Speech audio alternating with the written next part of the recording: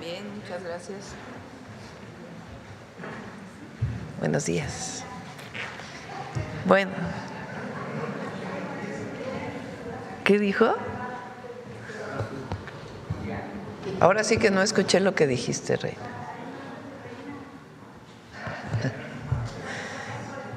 Bueno, el día de hoy me acompañan, gracias, siéntense por favor. Rosa Isela Rodríguez, secretaria de Gobernación, Omar García Harfuch, secretario de Seguridad y Protección Ciudadana, el general Ricardo Trevilla Trejo, secretario de la Defensa Nacional, el almirante Raimundo Pedro Morales Ángeles, secretario de Marina, el general Hernán Cortés Hernández, comandante de la Guardia Nacional, y la maestra Marcela Figueroa, titular del Secretariado Ejecutivo del Sistema Nacional de Seguridad Pública. Es el informe de los resultados de los indicadores de seguridad hasta el mes de octubre, es lo que vamos a presentar el día de hoy. Va a iniciar, como siempre, Marcela, dando los datos, después Rosa Isela para informar lo que se ha hecho en atención a las causas, en atención a las comunidades, a las y a los jóvenes, y después Omar para informar de las acciones que se desarrollaron en todo el año y particularmente en el mes de octubre. Y después, viene el video de atención a las causas después de Rosa Isela y después un video especial. Y después contestamos sus preguntas. Vamos, Marcela.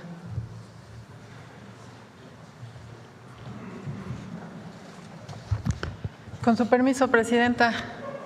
Muy buenos días a todas y a todos. El día de hoy, como ya indicaba la Presidenta, presentaremos el reporte de incidencia delictiva con cifras consolidadas al 31 de octubre de 2025 y con información de las 32 fiscalías estatales del país. En la primera gráfica podemos ver la tendencia en el promedio diario de homicidio doloso de forma mensual de septiembre de 2024, es decir, al inicio de la presente administración, a octubre de 2025, el mes que acaba de concluir. Destaca una disminución del 37% del promedio diario de homicidios respecto a septiembre de 2024. Como se ve claramente en la gráfica, los últimos 13 meses se ha presentado una tendencia sostenida a la baja. La administración de la presidenta, la doctora Claudia Sheinbaum, inició con un promedio de 86.9 homicidios en promedio diarios en el país y en octubre de 2025 cerró con 54.5, siendo octubre de 2025 el mes con el promedio diario más bajo de todo este periodo analizado, es decir, de los últimos 13 meses. Esta disminución, la siguiente por favor, que como señalaba es del 37%, implica que en octubre de 2025 se registraron 32 homicidios dolosos menos diarios de los que se registraron en septiembre de 2024. La siguiente, por favor. En esta siguiente gráfica podemos ver ahora el análisis del promedio diario de homicidios dolosos, pero de forma anual, de 2018 a lo que llevamos de 2025. En este caso podemos ver una disminución del 34% entre los años 2018 y los 10 meses que llevamos de 2025, al pasar de 100.3 a 66.1 homicidios dolosos en promedio diario. Y a continuación pasamos a las entidades federativas. En esta gráfica lo que podemos ver es la distribución de estos homicidios en lo que va del año, de enero a octubre de 2025. Se identifica, como hemos venido informando también en los últimos meses, son 7 entidades las que concentran prácticamente la mitad, el 51% del total de los homicidios dolosos del país. En este caso, repito, esto es enero-octubre de 2025, en primer lugar está Guanajuato, que representó el 11.1% del total de homicidios a nivel nacional. Le sigue en segundo lugar Chihuahua, con el 7.6% del total nacional. En tercer lugar está Baja California, con 7.3%. Después, en cuarto lugar, está Sinaloa, con 7.1% del total nacional. En quinto lugar está el Estado de México con 6.6%, en sexto lugar Guerrero con 5.7% del total y en séptimo lugar está Michoacán con 5.6% del total nacional. En la siguiente gráfica, ahora podemos ver esta misma distribución por las 32 entidades, solo que únicamente del mes de octubre de 2025 que acaba de concluir. En este caso también es el 51% de los homicidios registrados durante octubre que se concentraron en 7 entidades. En este caso, el primer lugar durante el mes de octubre lo ocupó Chihuahua con el 9.2% del total de homicidios a nivel nacional. Le sigue Guanajuato con 8.6% del total nacional. En tercer lugar, Sinaloa con 7.7%. En cuarto lugar, Baja California con 7.2%. En quinto lugar, el Estado de México con 7.1%. En sexto lugar, Michoacán con 6.4%. Y en séptimo lugar, Morelos con 5%. Asimismo, informamos que al comparar los periodos, la siguiente por favor, de enero a octubre de 2024 contra enero a octubre de 2025, se observa que 26 entidades federativas disminuyeron su promedio diario de homicidios dolosos. Destacan por su reducción, decía son 26, y destacan Zacatecas con el menos 70.5%, Chiapas con menos 58.7% y Quintana Roo con menos 57%. Y ahora veremos puntualmente algunos de los estados, sobre todo aquellos que al inicio de la administración, en septiembre de 2024, concentraban la mayor cantidad de homicidios en el país. En esta primera gráfica podemos ver el comportamiento de los homicidios dolosos en el estado de Guanajuato de septiembre de 2024 a octubre de 2025. Como podemos ver, los primeros meses hay un incremento que hemos informado también aquí en la mañanera en los últimos informes de seguridad. Sin embargo, a partir de febrero de este año ya suman 8 meses consecutivos con una tendencia a la baja. Se trata de una disminución del 63% en el promedio de homicidios, después de que Guanajuato incluso llegara a registrar 12.7 homicidios diarios, esto en el mes de febrero de 2025, y en octubre registró 4.68. Le sigue Baja California. Esta entidad también presenta una reducción en la comisión de este delito. En septiembre de 2024 se registraron 7.13 homicidios dolosos diarios en promedio, mientras que en octubre de 2025 el promedio disminuyó a 3.90, lo que significa una reducción del 45% del promedio diario de homicidios en esta entidad. En la siguiente gráfica podemos observar el comportamiento de los homicidios dolosos en el Estado de México, también de septiembre de 2024 a octubre de 2025. Claramente se observa una tendencia a la baja. Si se compara septiembre de 2024, en donde se registraron 6.63 homicidios diarios, con octubre de 2025, en donde se registraron 3.87 homicidios diarios, se trata de una disminución de 42%. En la siguiente gráfica podemos ver la evolución de este delito en el estado de Jalisco. En septiembre de 2024 el promedio diario era de 4.80, mientras que en octubre de 2025 se redujo a 2.48, lo que representa una disminución del 48% del promedio diario de homicidios en esta entidad. En el caso de Nuevo León, hay una reducción del 75% en el promedio diario de homicidios, como se puede ver en la gráfica. En septiembre de 2024, la entidad registraba un promedio de 5 homicidios dolosos diarios, mientras que 13 meses después el promedio de homicidios se redujo a 1.26, siendo octubre de 2025 el mes más bajo de este periodo analizado. En el caso de Tabasco, también observamos una disminución significativa al comparar, si vemos febrero de 2025 contra octubre de 2025, hay una reducción del 51% en los homicidios dolosos. La siguiente, por favor.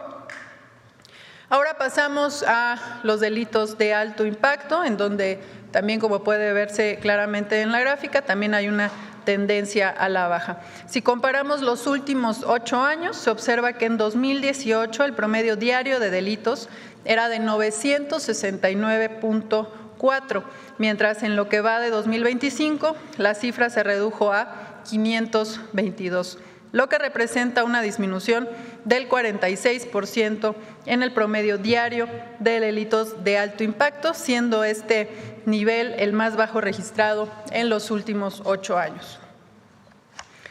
En la siguiente gráfica podemos ver ahora el comportamiento del delito de robo de vehículo con violencia a nivel nacional, también de 2018 a 2025, en donde se ve una clara tendencia a la baja y una disminución del 49%, pasando de 209.9 robos de vehículo con violencia diarios en el país a 107.8 en lo que va del 2025.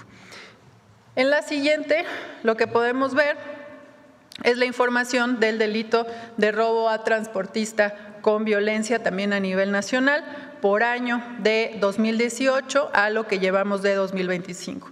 En 2018 el promedio diario de este delito de robo a transportista con violencia era de 30.3 delitos diarios, mientras que para 2025 la cifra se redujo a 14, lo que representa una disminución del 54% del promedio diario. Finalmente presentamos la comparación del promedio diario de los delitos de alto impacto de todo el país, analizando los primeros 10 meses, es decir, enero a octubre de 2019, contra este mismo periodo, que es lo que va de 2025.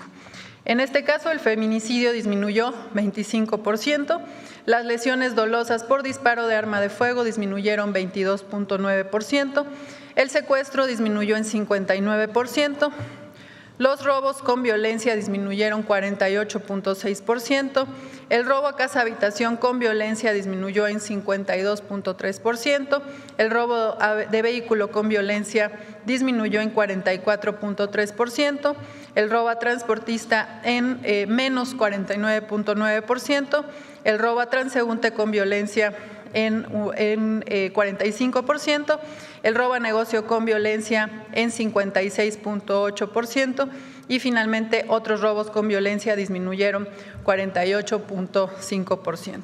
En el caso de extorsión, también como hemos informado en este reporte mensual de incidencia delictiva, este delito presentó en esta comparación de periodos de 2019 a 2025 un incremento del 22.9. Sin embargo, la siguiente, gracias. Sin embargo, en esta siguiente lámina podemos visualizar el comportamiento que ha tenido este delito, el de extorsión, a nivel nacional de forma mensual durante el último año. Como se ve en la gráfica, hasta el mes de julio de 2025, este delito había tenido una tendencia a la alza. Específicamente, incluso en febrero de 2025 se registró el punto más alto del periodo analizado, al llegar a 36 delitos en promedio diarios. Sin embargo, a partir de julio, que se puso en marcha la Estrategia Nacional contra la Extorsión, se han tenido 3 meses consecutivos a la baja, lo que implica una disminución del 14%, insisto, desde la puesta en marcha de esta Estrategia Nacional. Esto al mismo tiempo que la denuncia a través de la línea 089 se ha incrementado de manera significativa y se han logrado prevenir más de 62,000 extorsiones. De esto informará puntualmente más adelante el secretario de Seguridad y Protección Ciudadana, el maestro Omar García Harfuch. De mi parte es cuanto al informe de la incidencia delictiva. Como cada mes, en los próximos días estarán públicos estos datos para su análisis en la página del Secretariado Ejecutivo del Sistema Nacional de Seguridad Pública. Muchas gracias. Permiso, Presidenta. Con permiso, Presidenta. Muy buenos días tengan todas y todos. Estamos hoy aquí para informar los avances en la atención a las causas que generan la violencia en zonas específicas del país, uno de los ejes de la Estrategia Nacional de Seguridad. Desde el inicio del gobierno de la presidenta Claudia Sheinbaum, decidió fortalecer esta labor con la participación de las secretarías para atender a las familias mexicanas, lo que ha hecho posible que el gobierno haya atendido a 2,871,219 personas a quien le hemos brindado más de 4,437,000 atenciones. Esto se hace en los lugares, en las colonias, en las comunidades que tienen problemas de violencia. Y decir que del 6 al 12 de octubre, en el marco de la campaña por la paz y contra las adicciones, se llevaron a cabo 103 talleres de prevención para padres, estudiantes y docentes con 32,304 participantes. Del 13 al 19 de octubre, 14,333 jóvenes, artistas alegres y creativos expresaron a través de 107 murales por la paz sus mensajes de esperanza. Además, en una semana se realizaron 54 ferias de trámites y servicios donde se han brindado más de 18,500 atenciones solo en esa semana. Y con la participación activa de 77,198 personas, del 27 de octubre al 9 de noviembre se llevaron a cabo desfiles, altares, tapetes de acerrín para el rescate de nuestras tradiciones. Desde la CONADE, en coordinación con los institutos del deporte de los diferentes estados, se organizaron 19,311 actividades físicas y deportivas de forma masiva del programa Ponte Pila, con la participación de 1,500,000 personas. Asimismo, la Comisión Nacional de Cultura Física y Deporte, la CONADE, llevó a cabo 79 competencias deportivas a las que se sumaron 77,000 atletas. Y, por ejemplo, en Salamanca, Guanajuato, la SEDATU colocó la primera piedra del Centro de Desarrollo Comunitario y Parque Deportivo en la colonia Barlovento, una obra comunitaria definida por vecinas y vecinos. También en Guanajuato, el Infonavit hizo la entrega de escrituras de casas a vecinas y vecinos de Celaya, León y Salamanca, así como títulos de propiedad con el Registro Agrario Nacional para brindar certeza jurídica sobre su patrimonio. Muy fundamental el trabajo de la Secretaría de Seguridad y Protección Ciudadana, de la Subsecretaría de Prevención de las Violencias en el Estado de México, Tabasco, Baja California, mediante visitas casa por casa. Ha atendido 2,065 solicitudes de becas para jóvenes de secundaria, preparatoria, y se ha brindado 7,243 atenciones médicas en las ferias de paz y se cuenta con 1,789 solicitudes de jóvenes de 12 a 29 años que accedieron a incorporarse a sus estudios. Y en el marco del Plan de Justicia para el Pueblo Purépecha, en Michoacán, se han proporcionado más de 118,000 atenciones en 26 ferias de paz en la localidad de San Isidro Tupucuá, en el municipio de Los Reyes. En Chiapas se han registrado 1,878 jóvenes al programa Jóvenes Construyendo el Futuro, con acciones de labor social y académicas.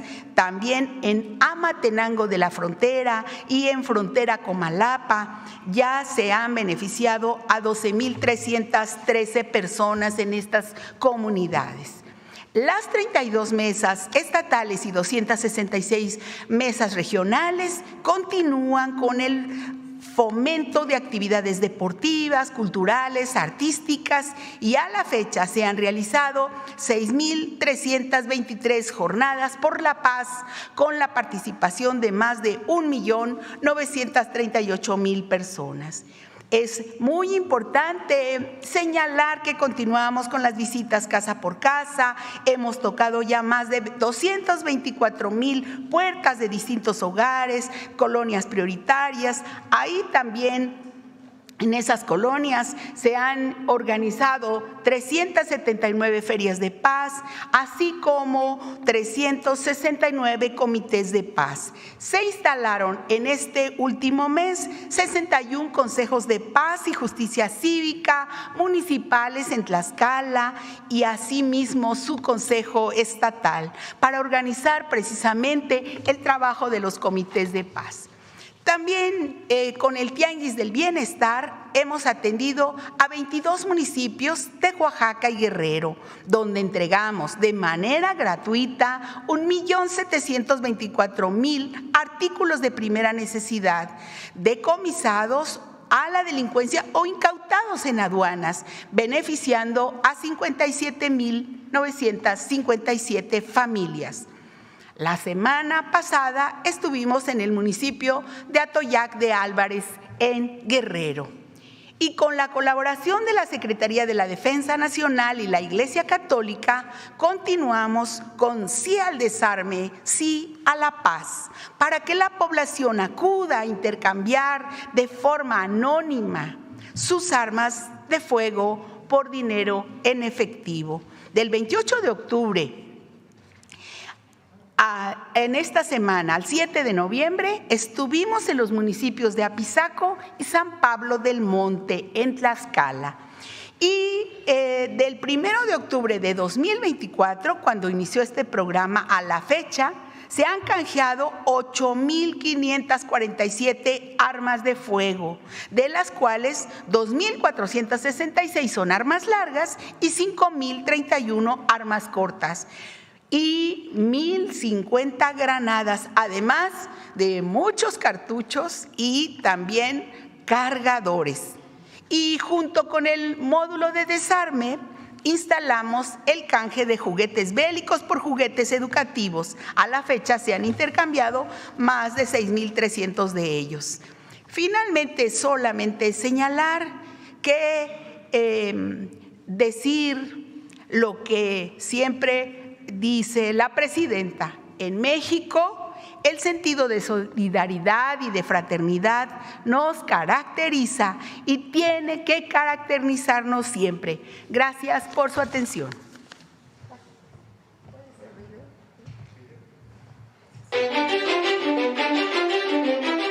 El Gobierno de México continúa con la labor humanista de llevar servicios y programas sociales hasta municipios vulnerables, territorios en los que se enfoca el eje 1 de la Estrategia Nacional de Seguridad Pública.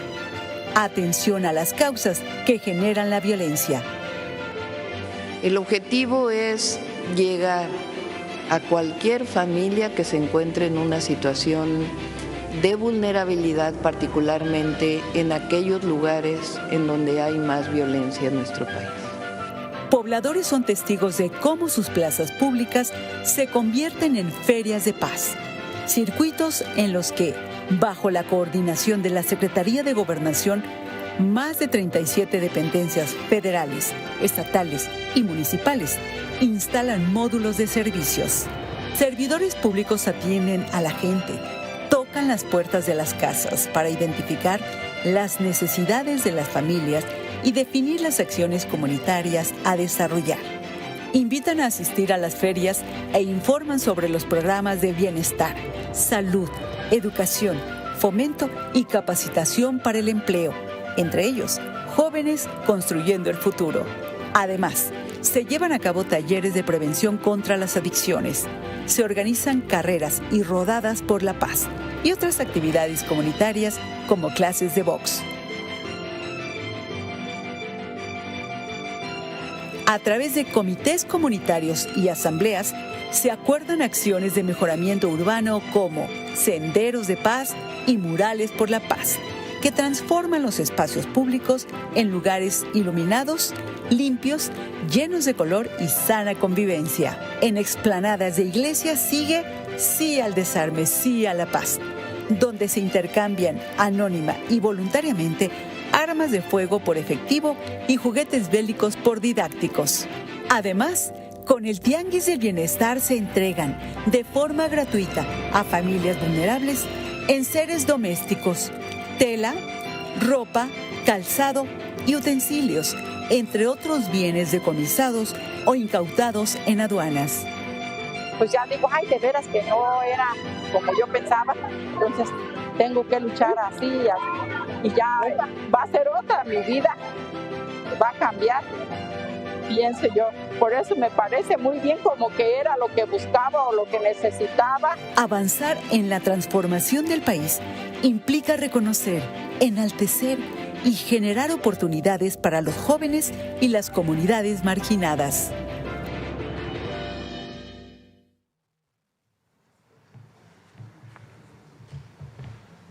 Con su permiso, Presidenta.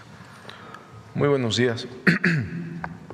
A nombre de las instituciones que conforman el Gabinete de Seguridad, Secretaría de la Defensa Nacional, Secretaría de Marina, Secretaría de Gobernación, Fiscalía General de la República, Secretaría de Seguridad y Protección Ciudadana, Guardia Nacional y el Centro Nacional de Inteligencia, informaré primero los resultados obtenidos en el pasado mes de octubre. En este periodo, en el mes, fueron detenidas más de 2.300 personas por delitos de alto impacto. Se aseguraron más de 13 toneladas de droga y casi 1.700 armas de fuego. Se desmantelaron 47 laboratorios y áreas de concentración para la producción de metanfetaminas.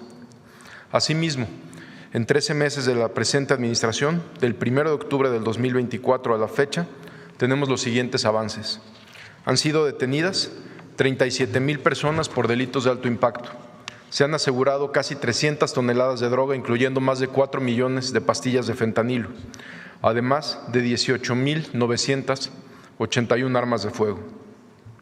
El Ejército y la Marina desmantelaron 1.614 laboratorios para la producción de metanfetaminas, lo que representa una afectación económica de cientos de millones de pesos para la delincuencia organizada. También son millones de dosis de droga que no llegarán a las calles y no afectarán la salud y desarrollo de miles de jóvenes.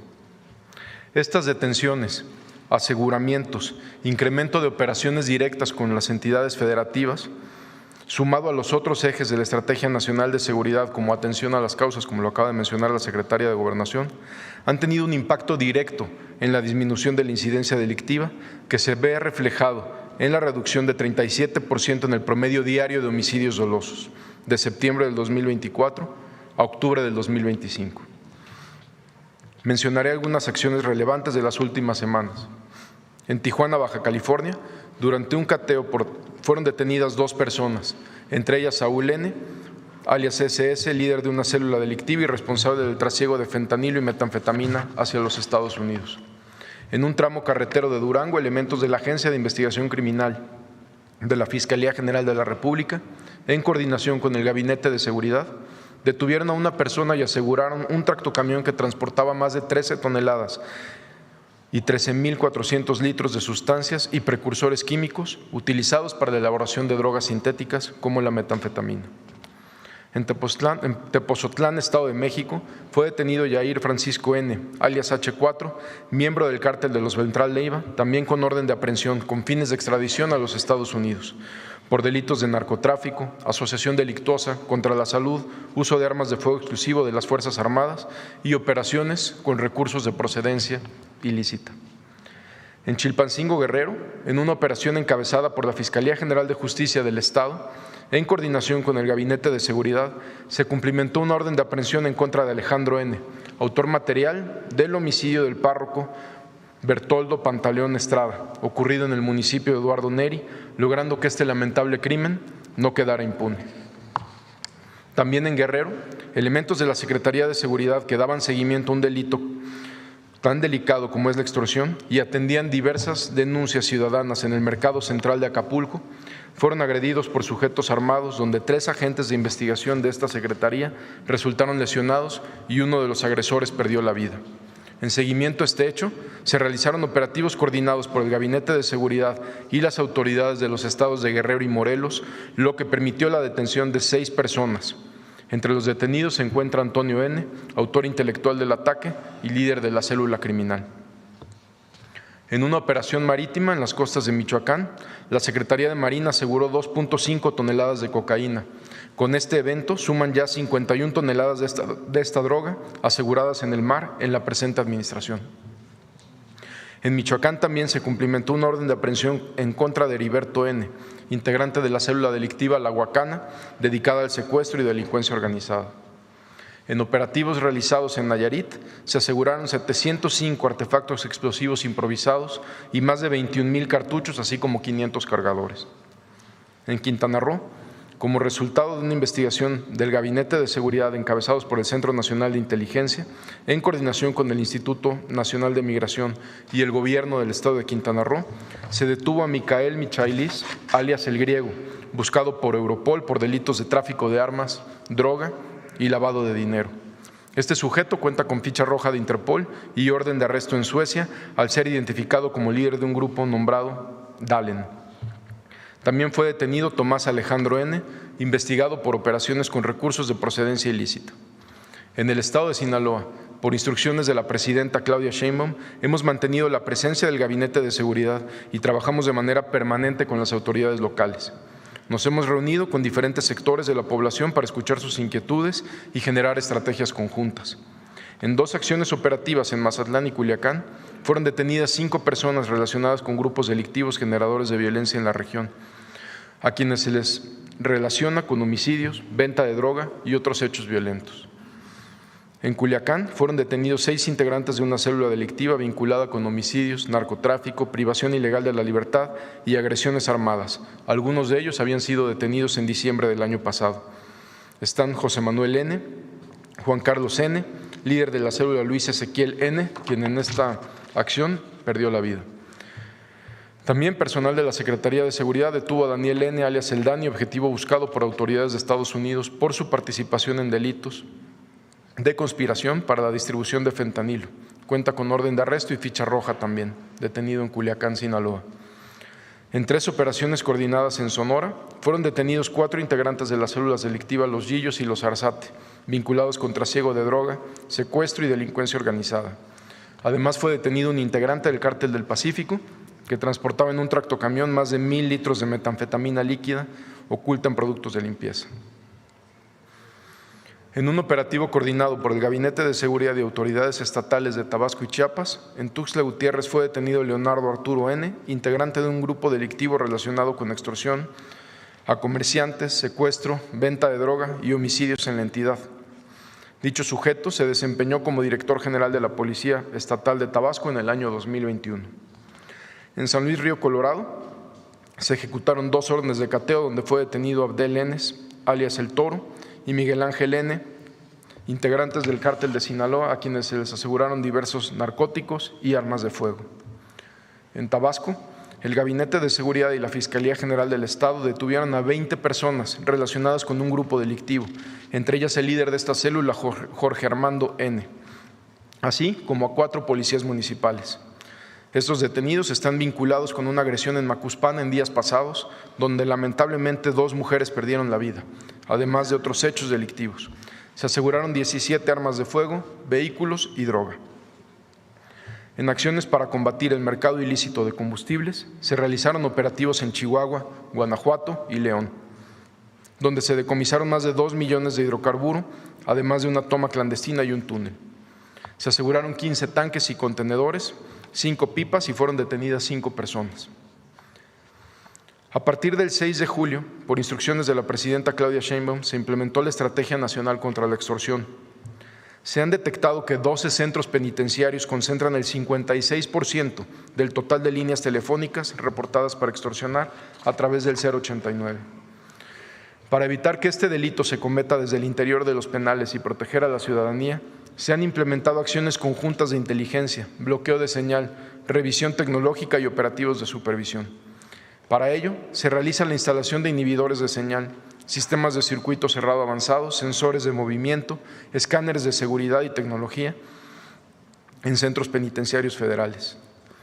El 33% de las líneas detectadas han sido bloqueadas mediante el retiro de la antena en Altamira, Tamaulipas, cambio de antena en Matamoros y bloqueo total de los servicios 3G y 4G en Santa Marta, Catitla, en la Ciudad de México.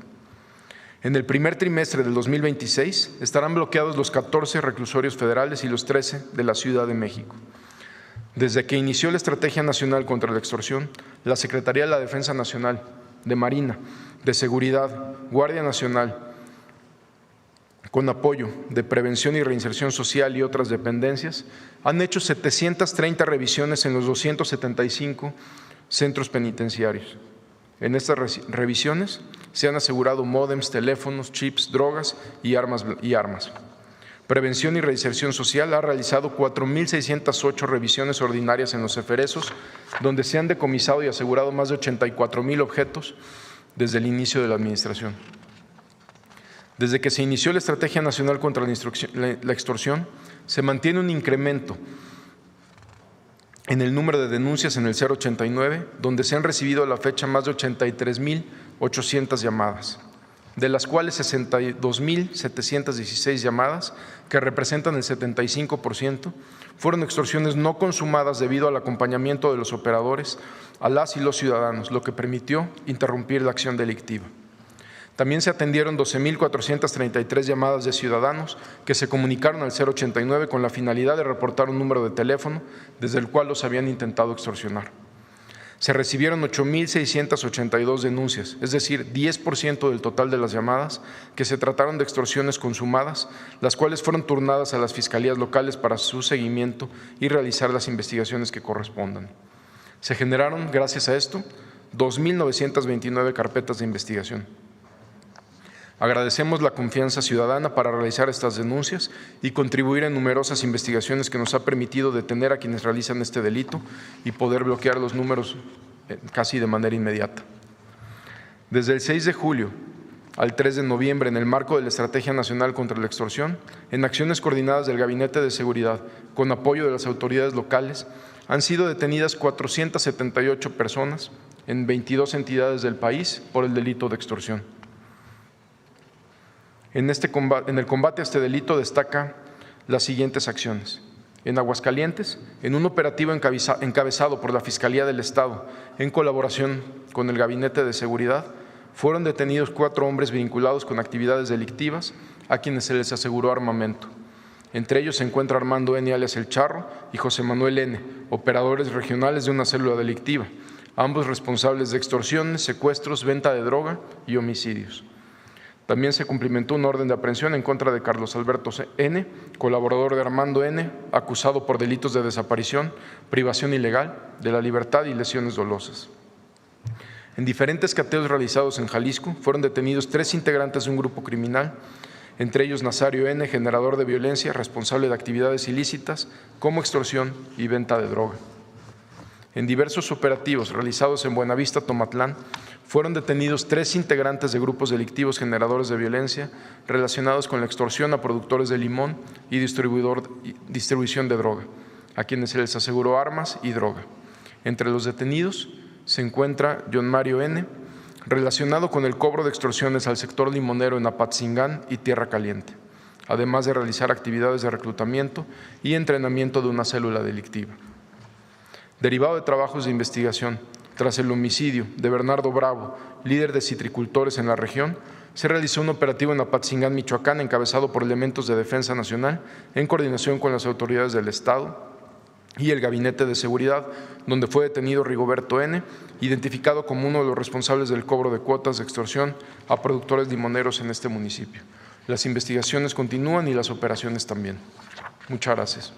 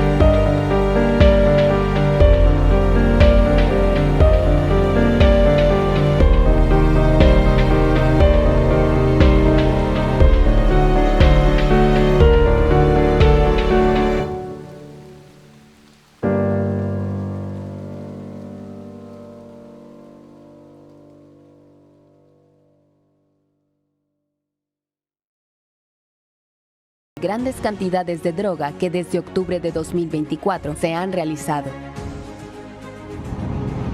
Las más importantes son las poco más de 1.7 toneladas y más de 4 millones de pastillas de fentanilo, las casi 154 toneladas de metanfetaminas, las aproximadamente 65 toneladas de cocaína y cerca de 75 toneladas de marihuana, y el desmantelamiento de 1.614 laboratorios clandestinos y áreas de concentración. Ante el lamentable suceso ocurrido recientemente en Uruapan, se implementó el Plan Michoacán para la Paz y Justicia, que se basa en 12 ejes con más de 100 acciones para atender las causas, de las que sobresalen el desarrollo económico sustentable, infraestructura, programas del bienestar y salud, cultura y justicia, destacando además acciones en materia de seguridad. Este plan se fortalecerá con la opinión y la experiencia de los pueblos originarios, autoridades tradicionales, municipales, estatales, con los trabajadores del campo y las familias michoacanas. También se reforzará la seguridad en la región con unidades militares conjuntas de la Guardia Nacional, de la Secretaría de Seguridad y Protección Ciudadana y de la Fiscalía Estatal, con fortalecimiento de inteligencia e investigación. Un despliegue ágil, flexible y dinámico que contempla el empleo de ingenios tecnológicos, sumando el sellamiento de los estados vecinos en este esfuerzo. Dentro de esta estrategia se instalarán mesas de seguridad quincenales con el Gabinete de Seguridad y se fortalecerá la denuncia anónima ante el delito de extorsión y otros de alto impacto.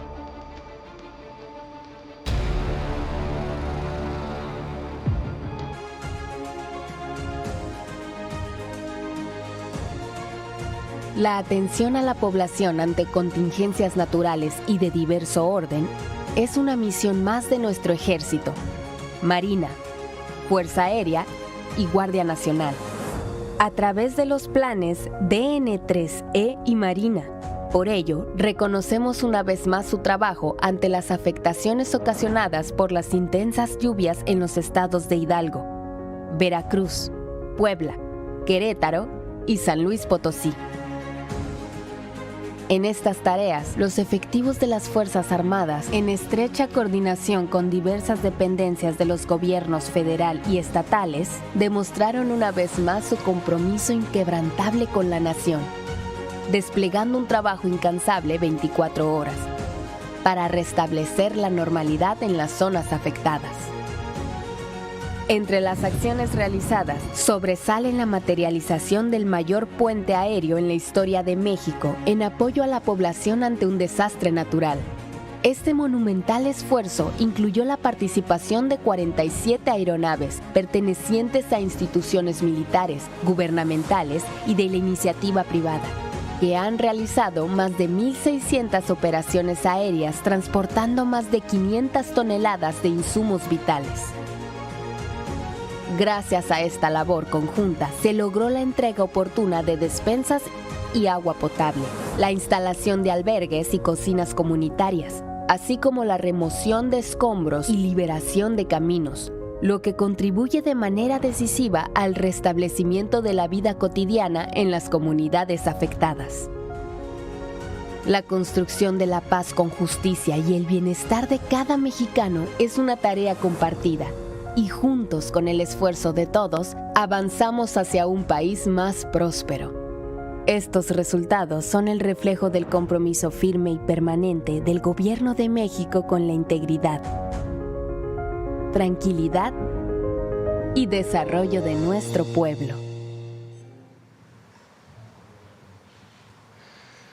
Pues esta es la información del Gabinete de Seguridad. Voy a destacar dos cosas.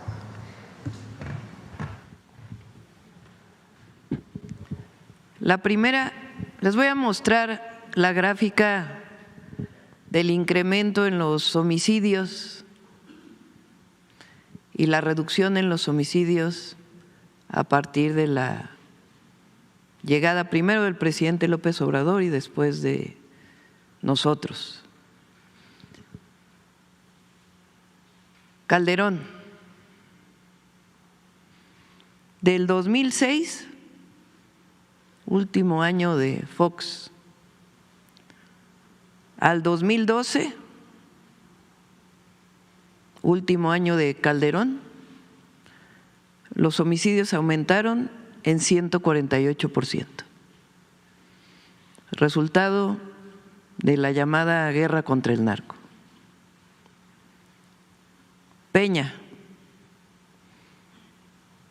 del último año de Calderón al último año de Peña Nieto, aumento en los homicidios dolosos de 42%, que en realidad la estrategia fue prácticamente la misma.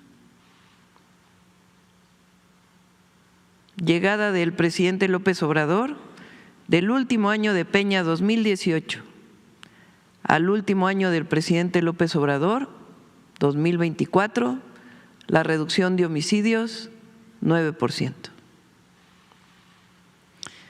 Del último año 2024, que el presidente López Obrador deja el gobierno el 30 de septiembre, nosotros entramos el 1 de octubre, al 31 de octubre del 2025, una reducción del 28% en los homicidios dolosos. Ahora, si vemos el último año completo desde que entramos, desde septiembre del 2024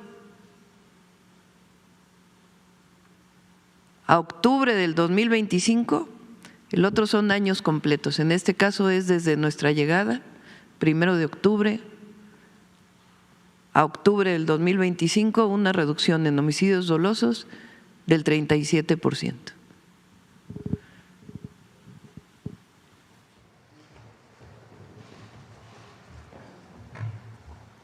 ¿En qué consiste la estrategia? Son dos brazos de la estrategia. La primera, la atención a las causas. Jamás vamos a renunciar, porque esa es nuestra esencia, atender a los jóvenes. Educación, cultura, deporte y la llegada del gobierno a muchísimos municipios donde no se había llegado. Casa por casa, con todos los servicios del Gobierno de México, los programas de bienestar, atención a las familias de manera individualizada. Atención a las causas, más todos los programas de bienestar y toda nuestra política humanista. Y la otra, cero impunidad. Son 37,000 generadores de violencia que han sido detenidos en estos 13 meses, en toda la República. ¿Cómo se ha logrado? Fortaleciendo la estrategia de inteligencia e investigación y de coordinación. Entonces son los dos, siempre lo planteamos así. Y particularmente 4 ejes: atención a las causas, consolidación de la Guardia Nacional, el Sistema Nacional de Inteligencia e Investigación, que permite realizar detenciones dentro de la ley, en nuestro marco jurídico, y la coordinación. 37% de reducción en homicidios dolosos de septiembre del 2024 a octubre del 2025. 32 homicidios menos diarios. ¿De dónde viene la información? De las fiscalías estatales. 32 fiscalías estatales que envían su información todos los meses, todos los días, y luego se consolida cada mes, de todos los estados, los gobernados por todos los gobernadores, gobernadoras, la jefa de gobierno. 37% de reducción. Bueno, ahora sí vamos a las preguntas.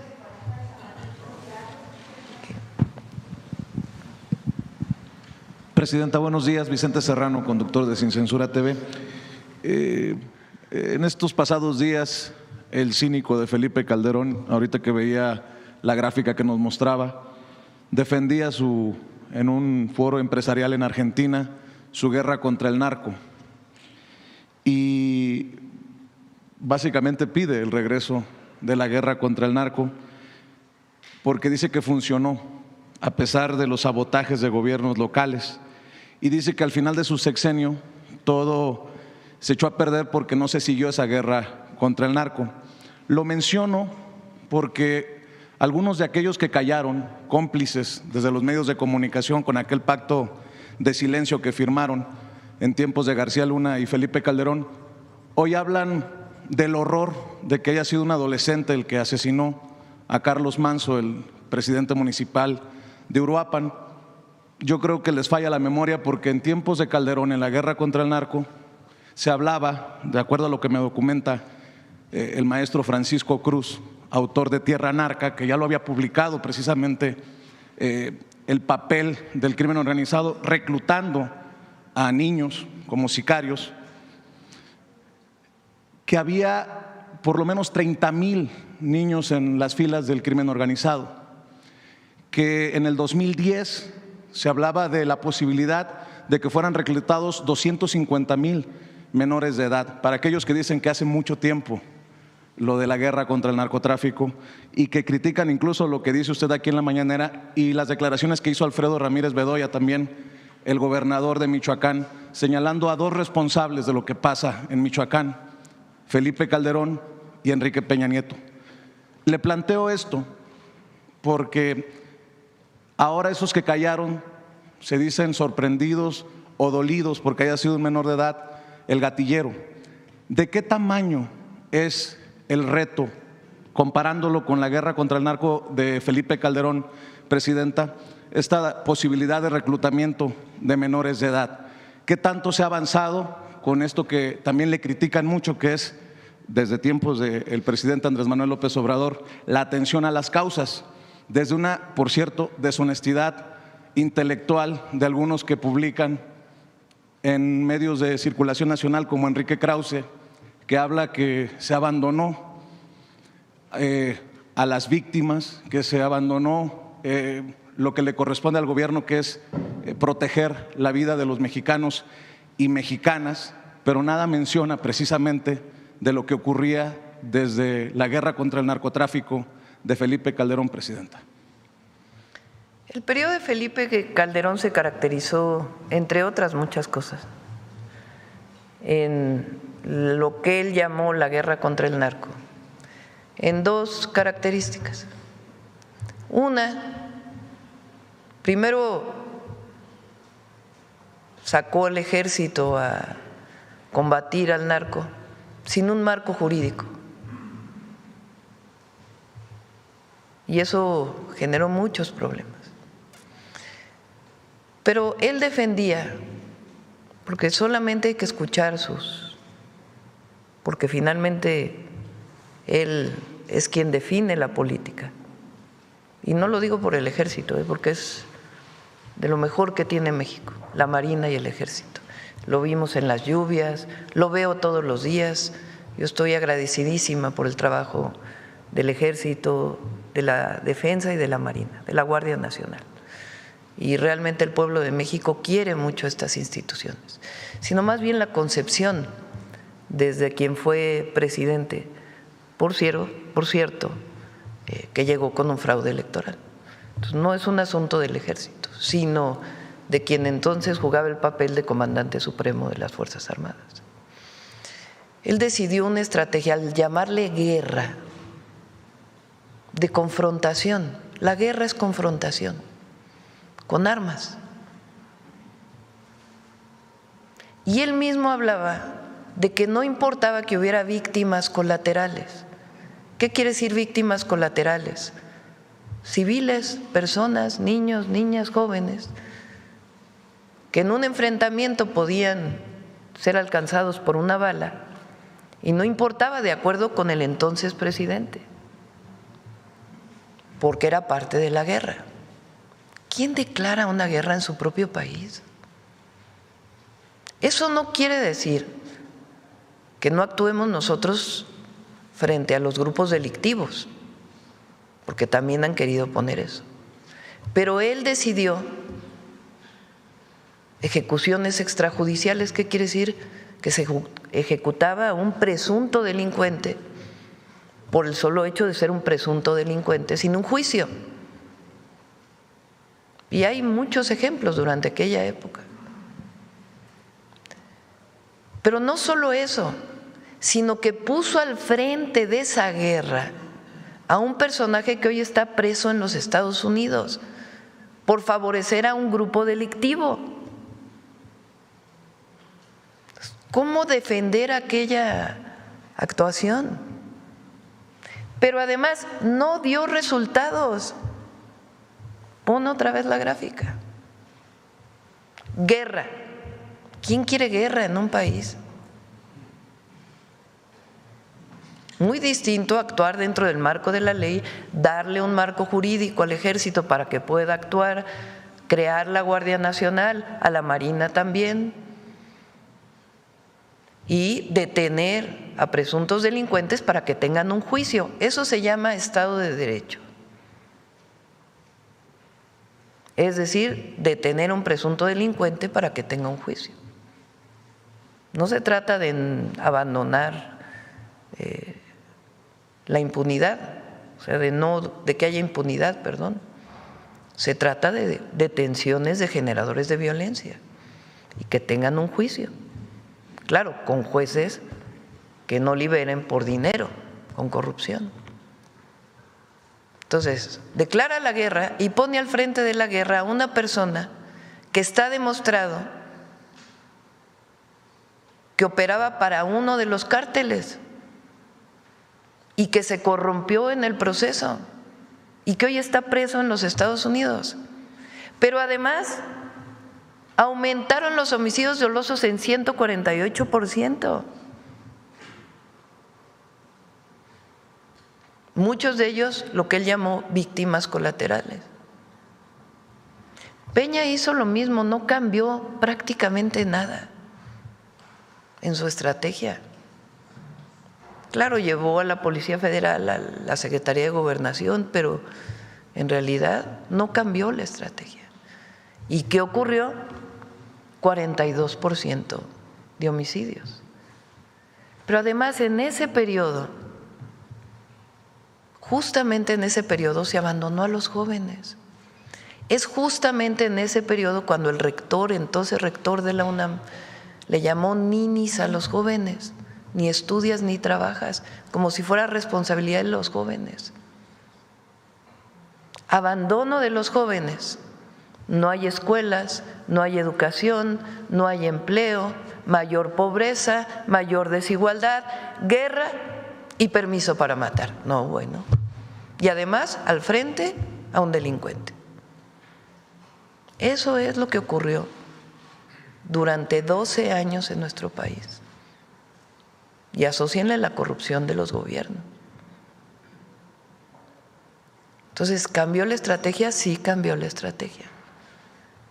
Cuando llega el presidente López Obrador dice, no, a ver, todo dentro del marco legal.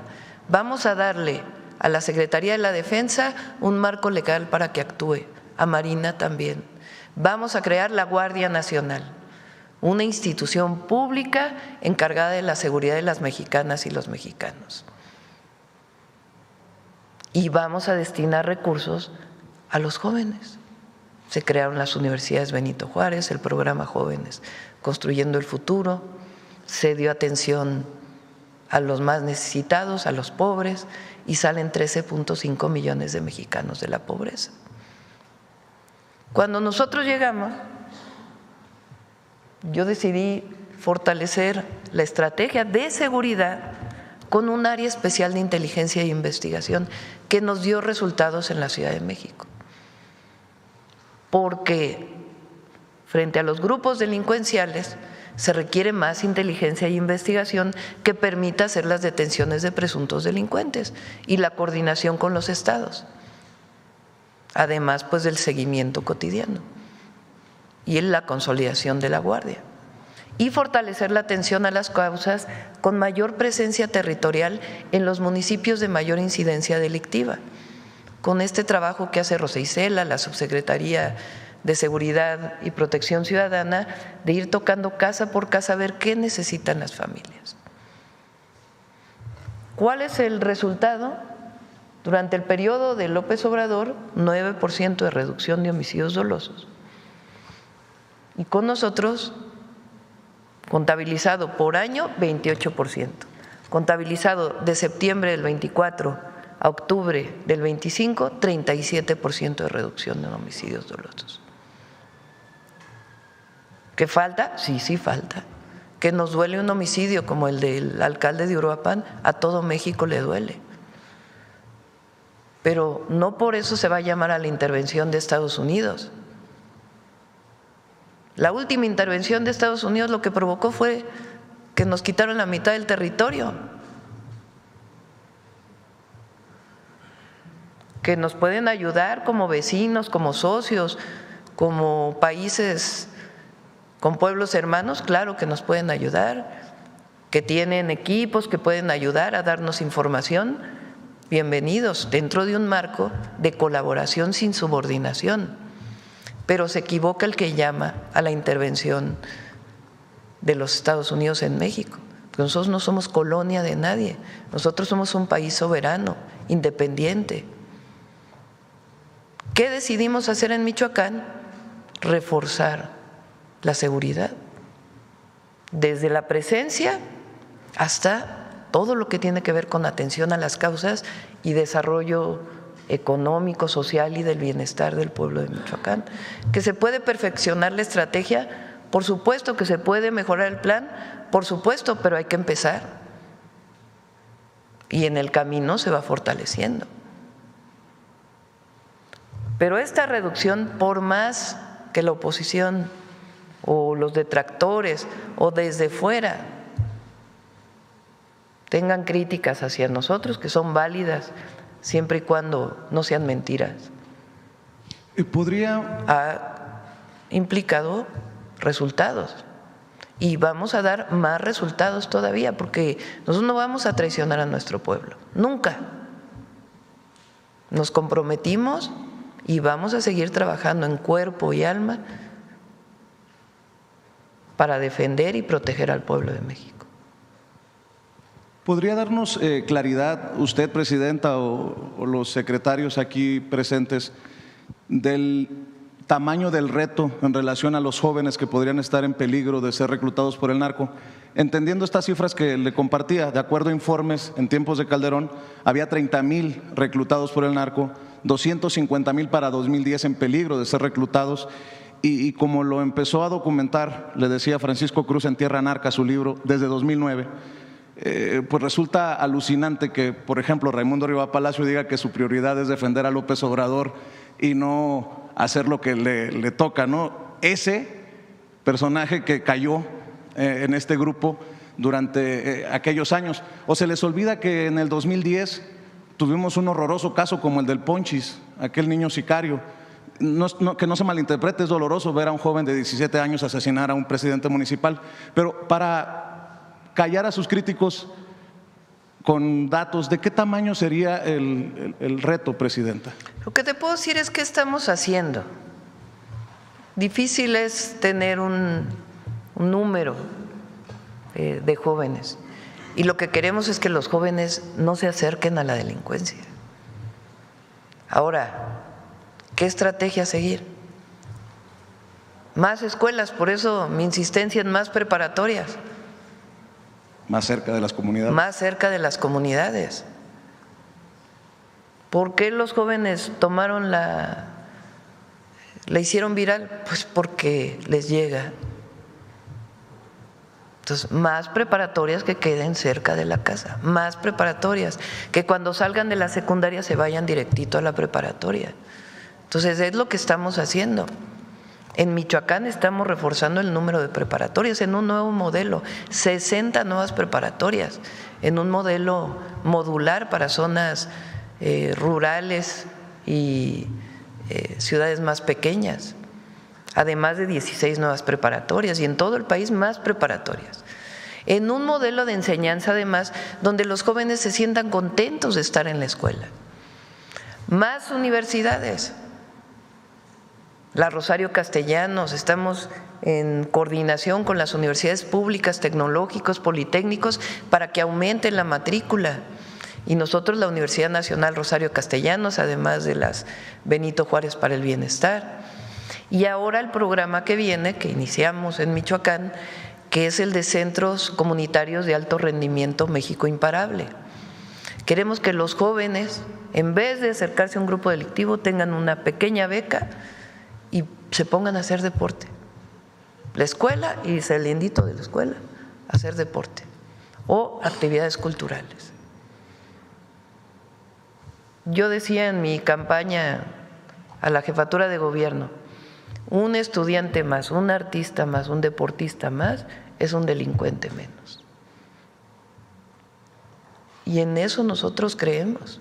Además, si se cometen delitos, pues hay una ley. Si cometes delito, pues tenemos que fortalecer nuestro sistema de justicia para que haya detenciones y se cumpla con lo que dice la ley. Pero es la ley. Por eso es una estrategia de construcción de paz, no es una estrategia de hacer la guerra. Es muy distinto. Pero además de honestidad en todo lo que desarrollamos. Entonces, sí son dos proyectos de nación. Sí son dos proyectos de nación. Uno, que piensa que el pobre es pobre porque no trabaja. Uno que piensa que mientras más concentración de la riqueza mejor, porque en algún momento llegará el que menos tiene. Uno que piensa que los jóvenes deben pagar por su educación porque si no, no la valoran. Uno que piensa que hay Estado de Derecho a veces y a veces no cuando le toca a ellos. Uno que piensa que es mejor una intervención de Estados Unidos en México para poder resolver el problema de la inseguridad y entregar el país al extranjero. Uno que piensa que el pueblo no es sabio. Uno que piensa que la historia de México no representa valores. Uno que se burla de los pueblos indígenas. Ese es un proyecto de nación, que por cierto hoy le llaman ultraderecha. Y otro proyecto que es humanista, que somos nosotros, que se define como humanista, que creemos en el derecho a la educación, en el derecho a la salud, en el derecho a la cultura, que creemos en las jóvenes y los jóvenes mexicanos, que creemos en las niñas y los niños, que creemos en nuestro pueblo, que creemos en los pueblos indígenas, que amamos nuestra historia, que creemos que la independencia, la reforma, la revolución y la transformación que estamos llevando a cabo es para el pueblo y ha sido por el pueblo, que creemos en un país fuerte, independiente y soberano.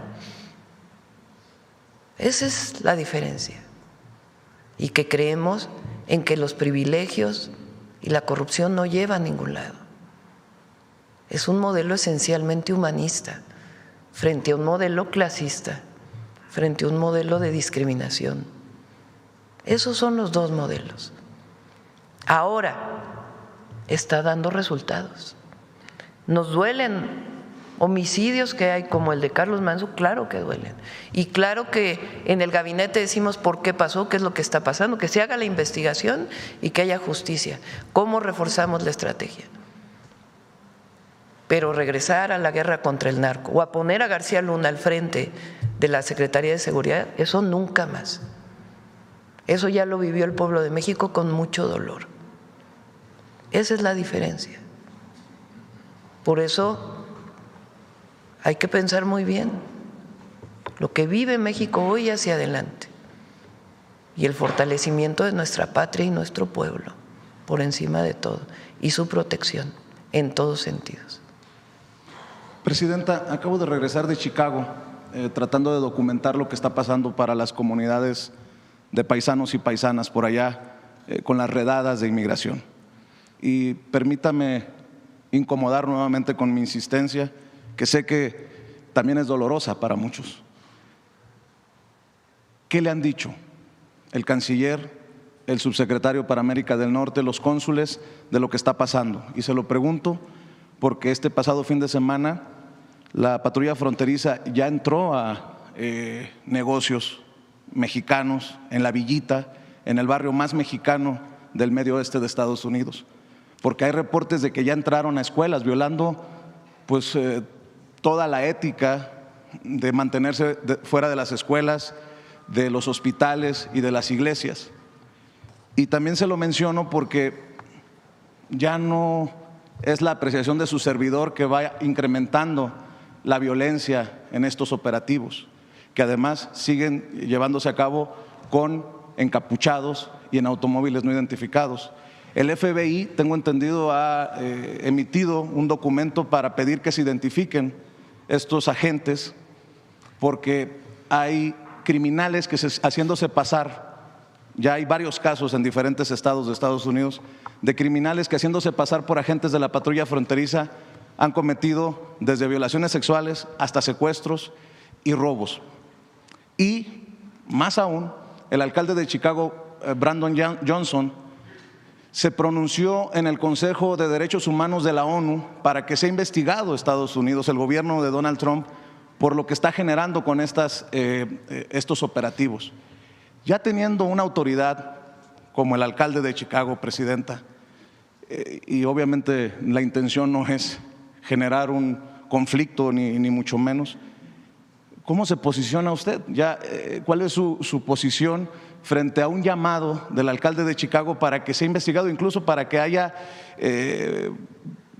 personajes de la ONU que vayan a dar testimonio de lo que está ocurriendo en las calles de ciudades como Los Ángeles, como en algunas ciudades de Texas y en el caso de Chicago?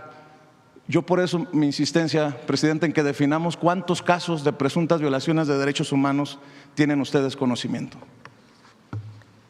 Voy a pedirle de nuevo a Cancillería que nos diga, aquí me contesta Roberto Velasco, mira qué rápido, son 30 quejas por presuntas violaciones a derechos humanos que han sido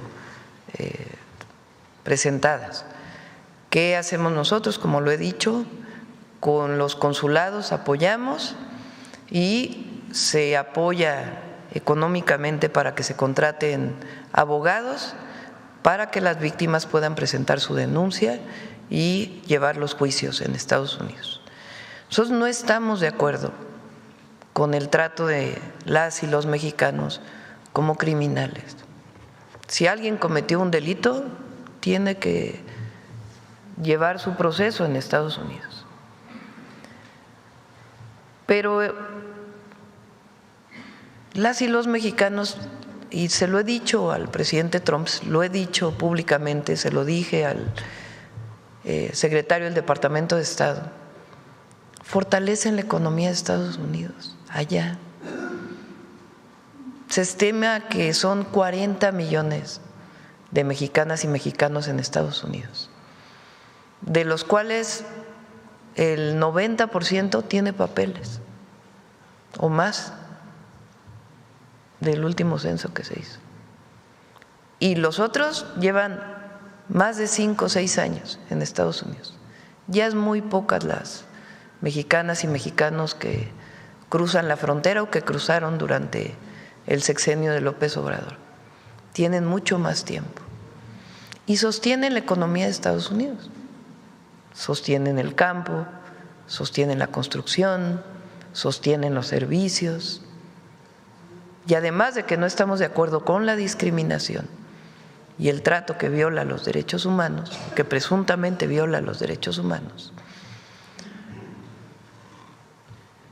tienen que ser reconocidos por su trabajo, por lo que han dado por México, por supuesto, pero también por los Estados Unidos. Esa va a ser siempre nuestra posición. Y nosotros actuamos también en un marco pensando en ellos, actuamos pensando en ellos. A México siempre buscamos una buena relación con el gobierno de Estados Unidos, pensando también en los 40 millones de mexicanos que están allá y en los 130 millones de mexicanos que están aquí. siempre vamos a buscar el diálogo, la coordinación, y cuando no estemos de acuerdo también lo vamos a decir, pero buscando siempre un diálogo responsable, vamos a decirlo así. Y ahí donde no estamos de acuerdo, lo señalamos, y ahí donde hay que proteger a nuestros paisanos, siempre lo vamos a hacer. ¿Y qué piensa de ese llamado del alcalde afroamericano de Chicago, que por cierto hay que reconocerle que ha defendido incluso hasta en el lenguaje que usan algunos colegas de ilegales, y dicen no son ilegales, son indocumentados? Creo que ha hecho un sobresaliente trabajo en ese sentido. Pues agradecemos la defensa siempre de nuestros paisanos allá por autoridades estadounidenses. Ahora, no quisiera yo meterme más en la política de Estados Unidos. Entre otras razones, claro que, repito, donde hay que defender y decir las cosas claras, sin medias tintas. Pero nosotros tenemos que ser muy responsables por el bien de nuestro pueblo, de la nación y de los 40 millones de mexicanos allá. ¿Hay un impacto ya de estas políticas, para cerrar, Presidenta, antiinmigrantes, antimexicanas de Donald Trump? Tengo entendido que ha habido una disminución de las remesas. ¿Podría compartir? Sí, a ver si tenemos la gráfica, no sé la última si está. Las remesas crecieron mucho en el 2024, 2023 y 2024, entre otras cosas porque nuestros paisanos apoyaban al gobierno de México, la gran mayoría, y estaban de acuerdo en seguir enviando a sus familias y seguir apoyando a México de esa manera. Ahora estamos como a nivel del 2022 en remesas, también para que se tome la dimensión. Y sí, entre otras razones, pues tiene que ver esta situación que están viviendo nuestros paisanos allá. Y por eso también lo que hemos hecho de Finabién, para que haya facilidad para que puedan enviar sus remesas en el marco de la ley de los Estados Unidos y en el marco de nuestras leyes. Pero siempre vamos a buscar un diálogo y una coordinación sin subordinación. Espero que nos pueda compartir esas cifras. Muchas gracias, vamos Presidenta. A ver si no la Buenos días. Sí. A ver, por acá, la compañera acá.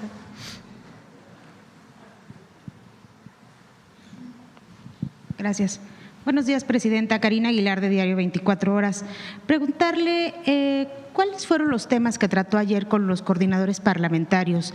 Tenemos entendido que tuvo reunión, y si tuvo que ver con el tema de revocación de mandato, por favor. La revocación de mandato, la propuesta de que más bien, porque hay que poner todo en claridad. ¿Quién propone la revocación de mandato? Porque ahora es como si alguien estuviera proponiendo que se hiciera una revocación de mandato. La revocación de mandato la propuso el presidente López Obrador y la llevó a la Constitución. ¿Con qué argumento? Que los gobiernos no podemos ser una carga para nuestro pueblo y que el presidente tiene que ponerse a revisión del pueblo a la mitad de su mandato. Esa fue una propuesta de López Obrador que llevó a la Constitución.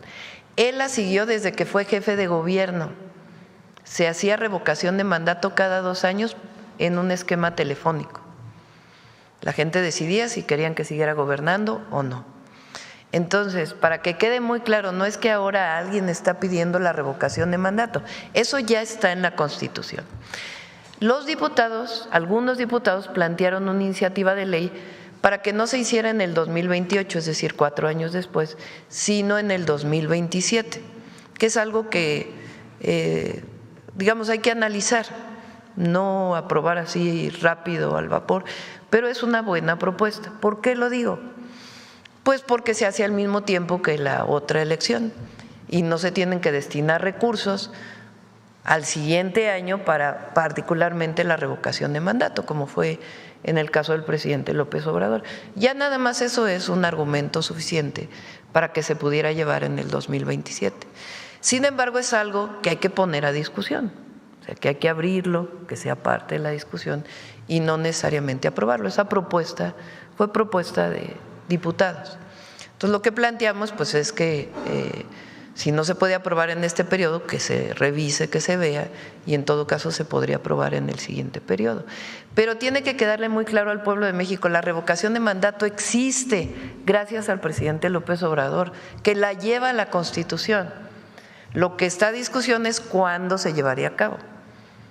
Si el 27 o el 28, como le tocó a él, que fue en el 22, cuando se hizo la revocación de mandato. Entonces, pues hay que ponerlo a discusión, eso es todo. No es que ahora alguien está pidiendo vamos a hacer la revocación de mandato. ¿Trataron algún otro tema? Sí, los temas que todavía están pendientes en ambas cámaras. Hay varias leyes que están en el Senado y en la de diputados. En el Senado, la de diputados también lo discutió, y en el Senado se está discutiendo las penas por extorsión de la ley contra la extorsión, y están en ese debate en este momento. Y hay algunas otras leyes que están pendientes, y algunas que, por ejemplo, la ley de protección animal y algunas otras que están proponiendo los propios diputados, que pues nos plantearon que estaban sobre la mesa, esencialmente. También preguntar, Presidenta, ¿cuál sería el nivel de responsabilidad que pueden tener los escoltas de Carlos Manzo luego de que el gobernador informara que pues uno de ellos fue quien mató también a quien disparó a Carlos Manzo, al joven?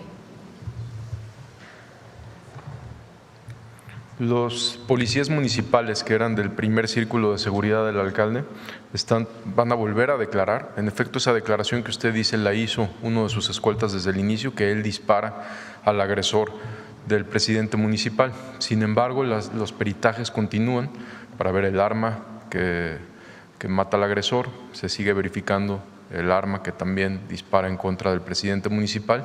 Entonces las investigaciones continúan y son a cargo de la Fiscalía General de Justicia del Estado y lo van a informar más adelante. ¿Están detenidos? No están detenidos, pero están localizados y están yendo a declarar cada que se les llama. Gracias.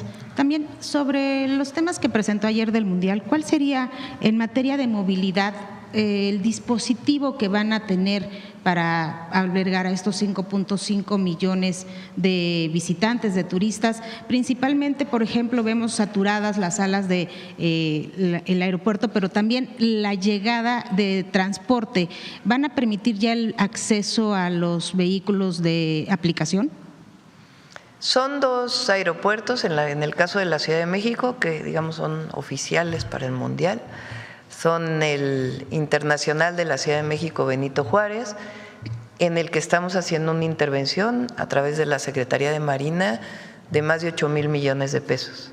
Es para arreglo de las salas, arreglo de parte del drenaje, agua potable, las propias pistas, en fin, varios arreglos que se están haciendo y que esperemos estén listos por ahí de marzo más o menos del próximo año. Y el Aeropuerto Internacional Felipe Ángeles, que además ya va a estar funcionando el tren para cuando sea el Mundial, del AIFA a Buenavista y de Buenavista pues a donde vayan a ir los turistas que lleguen a la Ciudad de México. Por otro lado pues está el aeropuerto de Guadalajara y el aeropuerto de Monterrey. En el caso del Aeropuerto Internacional de la Ciudad de México Benito Juárez, hay un acuerdo con los taxistas del aeropuerto y también con las aplicaciones telefónicas. Cada uno tiene que tener su lugar y se está trabajando junto con Comunicaciones y Transportes. No es tan sencillo decir que entren o que no entren, sino en coordinación y comunicación con los que prestan el servicio y con los usuarios también.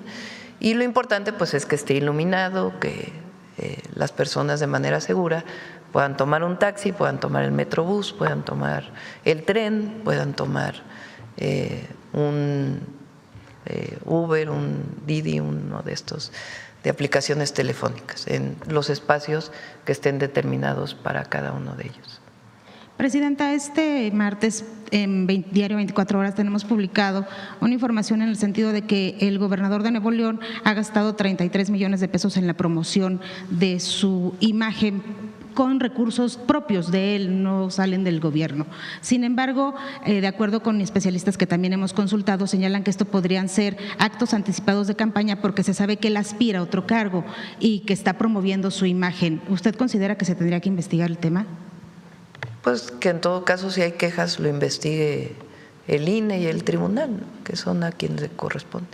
También preguntarle, ¿ya no va a venir el fiscal a estas conferencias? El día de hoy no pudo venir, pero sí va a seguir viniendo y tenemos buena relación con él. Y ya por último, si me permite, quedó pendiente una información en materia de seguridad sobre cuántos servidores públicos han pedido protección.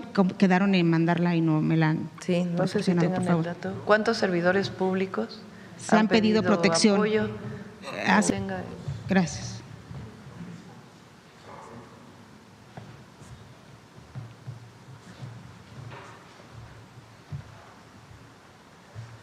Hasta el momento, personal de la Guardia Nacional ha desplegado 70 escoltas, hasta el momento. No se han recibido en los últimos días solicitudes y demás, pero estamos atentos. Ya se mencionó cuál es el procedimiento. Existe una solicitud, se lleva a cabo un análisis de riesgos, la Secretaría de Seguridad y Protección Ciudadana da su opinión, se establece el nivel de riesgo y se proporciona el servicio. Pero hasta el momento son 70 escoltas, estamos hablando de más de 450 elementos destinados a realizar este servicio. ¿A partir de qué fecha? No, es en la administración, es lo que llevamos. O sea, de septiembre, de octubre del 2024 sí, a la fecha. A la fecha. Gracias. ¿De qué estados y cargos? Les damos, si quieren, un cuadro de información de en qué estados de la República se ha pedido protección. Muchas gracias. Gracias, presidente. ¿Quién más? A ver, por acá. Vamos a… por acá. Ya los veo que… A ver la compañera. Buenos días, Presidenta. Jennifer Barba, de México Comunica. Presidente, el secretario de Seguridad ha informado sobre la detención de 2 integrantes de los rusos de Mexicali. ¿Tiene más datos sobre esta célula que por años ha controlado la frontera entre Mexicali y Caléxico? Esta detención que usted menciona fue en días pasados, pero si quiere le podemos compartir información de todos los detenidos que se han detenido de esta célula delictiva. Ok, muchas gracias, secretario. Presidenta, ¿qué regulación existe o se prevé para los casinos en línea o de máquinas electrónicas que utilizan a grandes influencers de México para promocionar sus productos? La mayoría de sus objetivos son los jóvenes, así como lo hace el crimen organizado. Y muchos de esos contenidos prometen ganancias fáciles o la posibilidad de salir de sus problemas económicos, como la plataforma 777. ¿Habrá pronto una regulación para estas plataformas o qué información tiene sobre si pagan impuestos? Se están revisando todos los casinos desde la perspectiva de seguridad y también de cumplimiento de la norma, y la secretaria tiene la idea también de poder actualizar la ley de casinos, porque ahora en efecto hay mucha apuesta en línea que en su momento cuando se hizo la ley pues no existía. Entonces sí se están revisando los casinos desde la perspectiva de la Secretaría de Hacienda, Comisión Bancaria de Valores, WIF, etcétera, etcétera, desde la perspectiva de seguridad y también desde la perspectiva de que cumplan lo que dice la ley ahora y la actualización de la ley, que es importante. Gracias. Presidenta, por último, ¿cuál es su opinión sobre Ricardo Salinas Pliego, quien, molesto porque tiene que pagar lo que le corresponde al pueblo de México, reaccionó llamando chairos hijos de P, voy a omitir la palabra que utilizó por respeto, se definió como ultraderecha y comparó a la izquierda con un barco mal conducido que llevaría al país a las rocas? Bueno, primero, parece que la Corte puso en su agenda, ¿no? ¿Cómo se enlistó? En su agenda algunos casos de este grupo empresarial y tendrá que resolver la Corte lo que la Corte considere de acuerdo a sus criterios. Lo he dicho aquí muchas veces, este grupo empresarial tiene adeudos con el fisco, con el SAT, que suman un monto y de acuerdo con el Código Fiscal tiene derecho a descuentos como cualquier contribuyente que si decide pagar tiene derecho a descuentos que se calculan de acuerdo a lo que dice estrictamente el Código Fiscal. Entonces, eso es lo primero.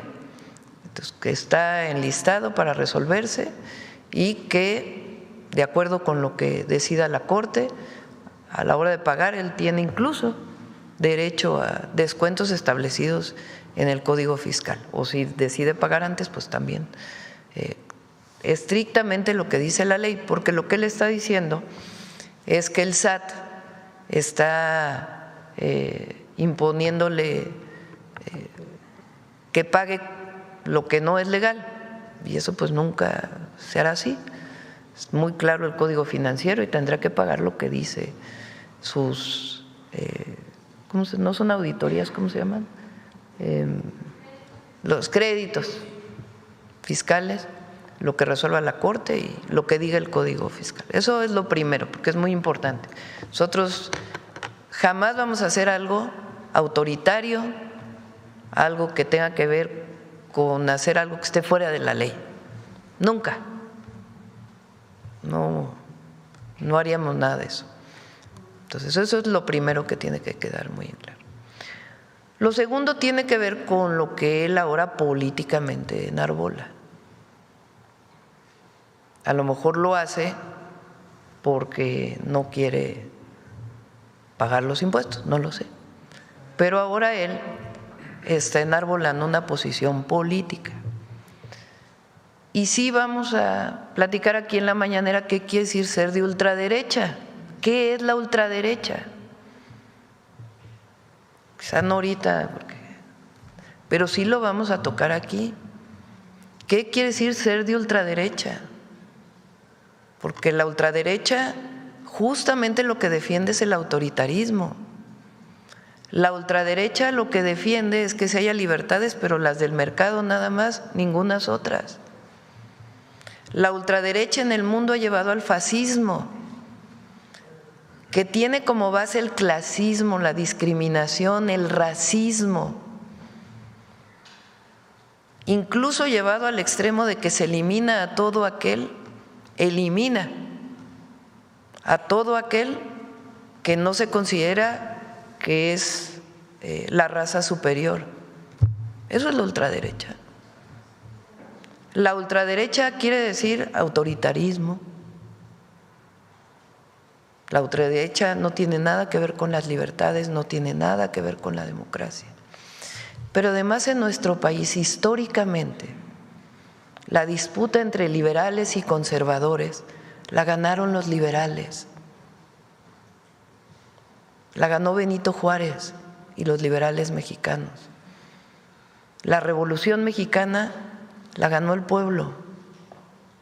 Y la Constitución de 1917 estableció claramente una visión liberal, pero liberal no del liberalismo que ahora defiende, sino liberal en el sentido del contra el conservadurismo. En México se separó la Iglesia del Estado después de una revolución y se constituyó una primera constitución, la de 1857, de principios de democracia y de libertades. En México, desde que se luchó por la independencia, no solamente Hidalgo y Morelos enarbolaron la independencia, sino también la justicia.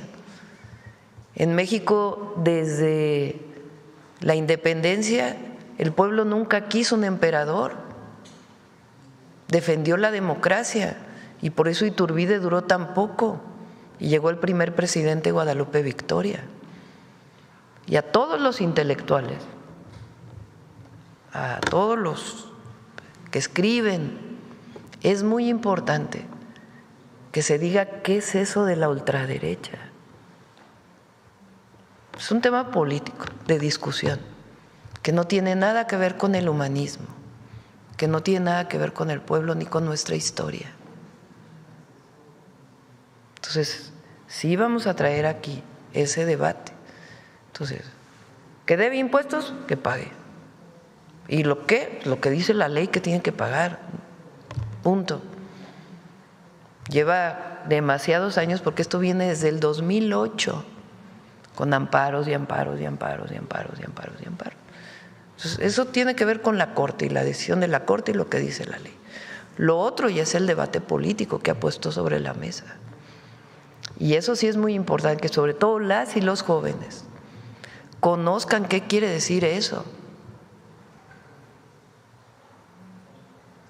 Y la historia del conservadurismo en nuestro país y el triunfo de los liberales mexicanos para bien de la patria. Entonces, sí vamos a ir tocando esos temas porque es muy importante. Y también que no haya esta manipulación de que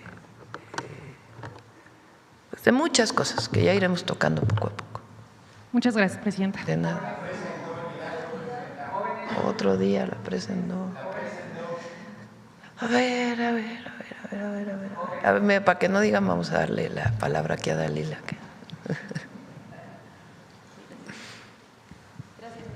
Gracias. Adelante. Justo estábamos esperando también al fiscal general Alejandro Gertz Manero.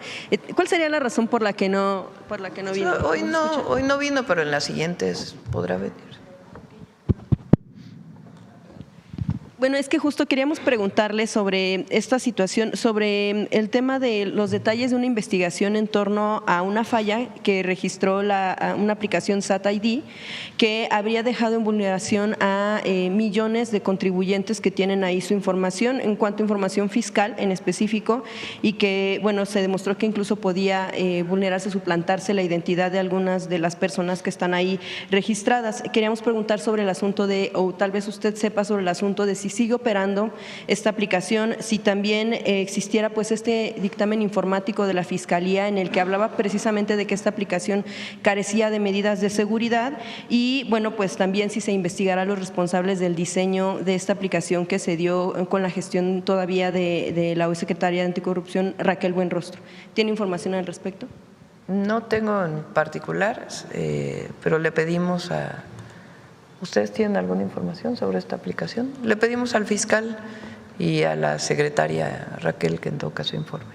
Sí, que saber también si desde la Secretaría se va a investigar a los funcionarios que pudieron estar involucrados y determinar si en efecto esta aplicación… Lo preparamos y lo presentamos.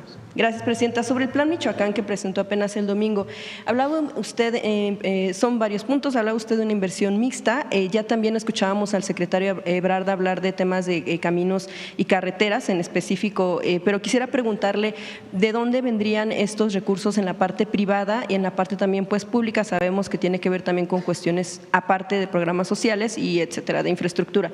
Quisiera saber de qué sectores serán estas inversiones y de qué empresas pudieran ser y en específico hacia qué. Hay varias obras de concesiones que venían desde antes que se están ampliando con grupos empresariales que tenían una concesión pues que existía incluso desde antes de que llegara el presidente López Obrador, particularmente la carretera que va hacia la costa. Esa es una concesión, creo que se llama Siglo XXI, y se está ampliando. Ya venía ese proyecto de antes y nosotros pues estamos pues revisando, o más bien supervisando la obra, porque esa obra ya está. Hay otra obra. Ahora hay una que le llaman, que es de, si mal no me acuerdo, de Zamora a Uruapan, que ese es el planteamiento de que se haga a través de inversión mixta, que es una obra muy importante que se ha pedido mucho y que sirve para la agroexportación. Ahí lo que se hace normalmente son inversiones que tienen un nombre especial, se llama CMRO, con la que, por ejemplo, se hizo la carretera que acabamos de inaugurar en Nayarit. Son esquemas mixtos de inversión público-privada, no con las APPs que se hacían antes, sino un esquema completamente distinto, donde el Estado no pierde la concesión, pero hay inversión privada.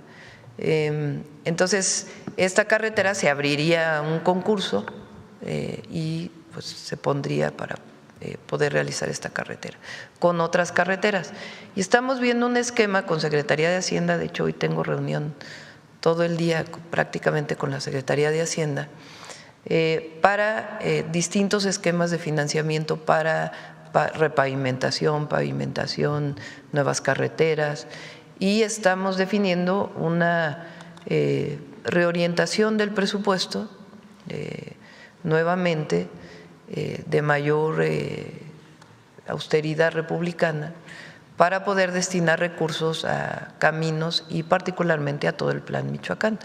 Por ejemplo, estamos planteando para los jóvenes de Michoacán que estudian en las universidades públicas una beca especial de apoyo al transporte, porque ellos se quejan mucho de lo que destinan al transporte, que se llama Gertrudis Bocanegra. Entonces, esta beca pues también tenemos que, no se trata o sea, se trata de que los propios recursos fiscales puedan ser reorientados para poder cumplir con el Plan Michoacán. Y sí es factible, no lo presentamos así como ideas, a ver si se hacen, cómo se hacen y a ver cómo le vamos a hacer. Se reunieron durante 3 días con distintos sectores y nos vamos a seguir reuniendo porque he escuchado que dicen no me tomaron en cuenta. No, a todos se les va a tomar en cuenta, vamos a seguir trabajando con la sociedad michoacana y distintos sectores, desde jóvenes, iglesias, empresarios, pueblos indígenas, a todos se les va a seguir escuchando. Y tuvimos una reunión con Hacienda para, de manera muy responsable, ver de dónde podrían salir los recursos para ser reorientados para Michoacán. Y eso no quita todos los apoyos que tienen todos los estados, no le estamos quitando ninguna obra pública a ningún estado. ¿Todavía están haciendo entonces la revisión de dónde se pueden jalar estos recursos con Hacienda? No solo para Michoacán, sino en general. La repavimentación es una demanda muy grande en todo el país y estamos haciendo una revisión de esquemas financieros que nos permitan repavimentar todas las carreteras federales y estatales, porque muchas veces los estados no tienen suficientes recursos. Gracias, Presidenta. En materia de seguridad al gabinete, sobre el caso de Carlos Manzo, quisiera preguntar si todavía esto sigue en el ámbito de la Fiscalía Local, ¿cuándo sería momento en todo caso de que pudiera tal vez la Fiscalía General de la República traer esta investigación? Ya usted la semana pasada decía que podía ser por el asunto de que la probable participación del crimen organizado. Por favor. Sí, primero, ahorita están avanzando todos los peritajes y las primeras declaraciones, bueno, ya no las primeras, las otras declaraciones en la Fiscalía Local. Ayer tuve una llamada con el Fiscal General de la República, hoy vamos a tener también una valoración sobre el caso y ya el fiscal en su momento, él informará si se atrae o no. Sí, pero depende de la propia Fiscalía General de la República, que como sabemos tiene su autonomía a pesar de la gran coordinación que tenemos, ya será el propio Fiscal General de la República quien lo informe. De la información que le han compartido de la Fiscalía, porque sabemos que ustedes están atentos al caso, sí. Saber si tienen conocimiento de que este caso también pudiera ser investigado por un asunto de crimen político. Incluso familiares han señalado que, y el propio alcalde, algunos meses antes de ser asesinado había hablado pues en varias ocasiones que tuvo disputas con algunos exalcaldes, algún exgobernador ahí. Hay esta inquietud de que si pudiera ser también una línea. Lo que tenemos al momento, por supuesto, nunca se va a descartar una línea y menos a tan poco tiempo de este lamentable suceso, pero lo que tenemos al momento es delincuencia organizada. Entonces no todavía es momento de que la Fiscalía el Fiscal General de la República lo informará. Lo importante es que la investigación no inicia hasta que se lo lleva a la Fiscalía General de la República. La investigación inicia como inició desde el primer momento. Y aprovechando, secretario, gracias. El tema también, unas semanas antes del asesinato, él había denunciado que se habían encontrado con un sitio de reclutamiento, adiestramiento en una zona, carretera cercana a Uruapan. Se le informó a usted, se está investigando, incluso se hablaba de que estaban involucradas algunas personas extranjeras en delitos en este tipo de sitios, como recordemos, bueno, ya se había dado en Teuchitlán, ¿no? De este caso específico que mencionó el presidente municipal tendríamos que revisarlo, pero hay constantes patrullajes por parte del Ejército en la zona. Ha habido también detenidos extranjeros en Michoacán, como lo hemos informado aquí. También les podemos precisar cuántos detenidos extranjeros han sido en Michoacán. Gracias. Secretario, finalmente para usted quisiera preguntarle, sabemos que están en un plan antiextorsión y que están avanzando en temas de detenciones. Sin embargo, a la par de que se da esta situación, ¿cómo puede o debe actuar un ciudadano que está siendo víctima de extorsión, por ejemplo, de clara extorsión, de que tienen que pagar por la venta no solo de aguacate, de limón, también en otros comercios de venta de pollo, de cualquier otro alimento que se está dando no solo en Michoacán, también en algunos otros estados? Hace tiempo se hablaba también del Estado de México. ¿Cómo debe de actuar una vez que se denuncie, que ustedes como Estado retoman la denuncia como propia para avanzar en la investigación? Pagar el cobro de lo que les están pidiendo mientras es detenido el delincuente para evitar que sean asesinados. Sí. Por eso, a partir del 6 de julio, que inició la Estrategia Nacional contra la Extorsión, se ha dado mucha difusión al número de 089. Como lo informamos aquí hace unos minutos, las denuncias se han incrementado. Después de que informamos y de que se inició la Estrategia Nacional contra la Extorsión, las denuncias se han incrementado. Esto quiere decir que hemos tenido confianza en la ciudadanía para atender los temas.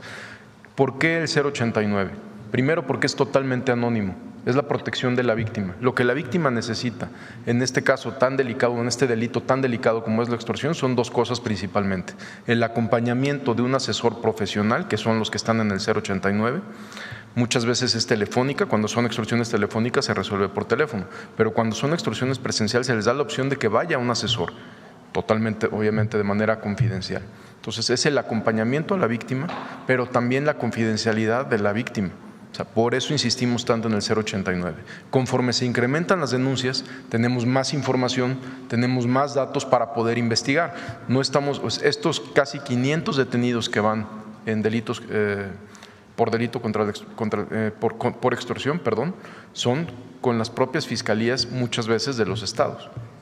Sí, pero ¿cuánto tiempo pasa entre que es denunciado y es detenido el extorsionador? Depende de cada caso. No tendríamos una regla en general para decir después de la denuncia se detiene en 24 horas o en 36 horas o en 48 horas, pues es imposible. Hay casos que se resuelven de manera inmediata, hay casos que son, por ejemplo, este caso que mencioné hace poco donde 3 agentes de investigación fueron heridos, pues fue a la hora que recibieron la denuncia. Entonces llegan los agentes, se hace una investigación de la última denuncia, donde había otras denuncias en el mercado central de Acapulco, y en el operativo de 1 hora hubo 3 agentes heridos, un delincuente que pierde la vida, y a las 6 horas hay 6 detenidos. Entonces varía dependiendo del lugar, de la denuncia, de qué tanta información haya, son muchas cosas. Gracias, secretario. Gracias. Si pudiera preguntarle, Presidenta, si me permite, también al secretario de la Defensa, ¿cómo será el despliegue de los elementos en Michoacán? Si va a haber como rotación, se hablaba de un señalamiento en torno a cómo evitar que se dispersen las actividades o los delincuentes hacia otros estados porque Michoacán estará blindado. ¿Cómo darán respuesta a estas preocupaciones?